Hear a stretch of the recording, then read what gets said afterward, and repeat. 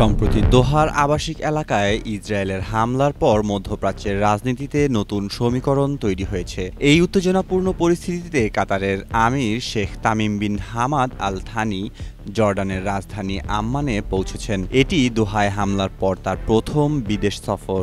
জর্ডানের বাদশাহ দ্বিতীয় আবদুল্লাহর সাথে তার এই বৈঠককে অত্যন্ত গুরুত্বপূর্ণ হিসেবে দেখা হচ্ছে। বৈঠকের মূল এজেন্ডায় রয়েছে গাজায় ইসরায়েলের বর্বর যুদ্ধ এবং দোহায় সন্ত্রাসী হামলার বিষয়ে উভয় দেশের মধ্যে সমন্বয়। জর্ডান ফিলিস্তিনিদের কাছে মানবিক সাহায্য পৌঁছানোর একটি গুরুত্বপূর্ণ কেন্দ্র হওয়ায় কাতারের এই সফর প্রতীকী তাৎপর্য বহন করে। এর মাধ্যমে কাতার আন্তর্জাতিক সম্প্রদায়কে দেখাতে চায় যে তারা ফিলিস্তিনি জনগণের পাশে আছে এবং এই অঞ্চলে তাদের কূটনৈতিক অবস্থান বজায় রাখবে।